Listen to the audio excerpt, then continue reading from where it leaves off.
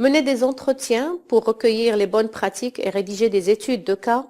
Les informations que vous recueillerez sur les bonnes pratiques seront principalement extraites des interviews des différents acteurs qui sont associés à ces pratiques ou qui en ont ressenti l'impact. Afin d'avoir une image plus complète du programme ou du service sur lequel vous vous documentez, ces acteurs peuvent donc être ceux qui ont mis en œuvre une bonne pratique, des membres de la communauté qui en ont bénéficié, des membres de la société civile qui ont joué un rôle dans la définition des bonnes pratiques ou encore les autorités locales d'une communauté où la bonne pratique en question a été mise en œuvre.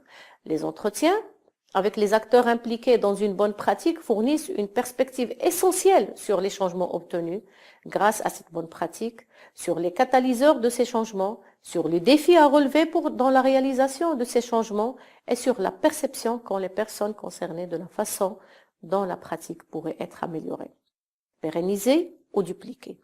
Une fois toutes ces informations compilées, elles fournissent une quantité importante de connaissances qui peuvent être exploitées pour savoir de quelle manière ces changements pourraient être adaptés ou reproduits.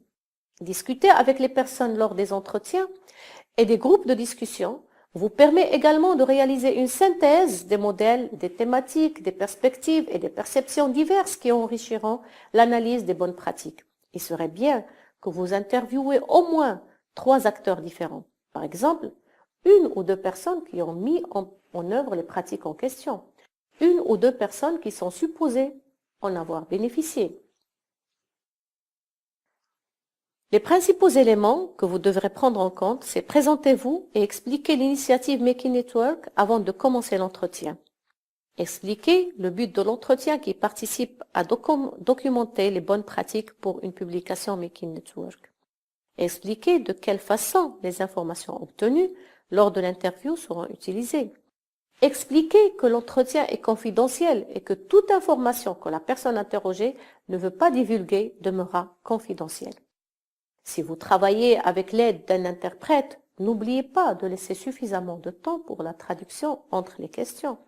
Si vous travaillez avec un interprète en langage des signes, n'oubliez pas de laisser suffisamment de temps pour la traduction gestuelle entre les questions. Apportez du papier et un stylo pour la prise de notes.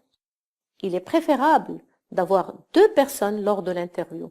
Une personne pour poser les questions et une autre pour prendre les notes.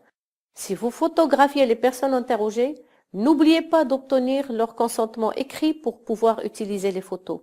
N'oubliez pas de noter les coordonnées des personnes interrogées.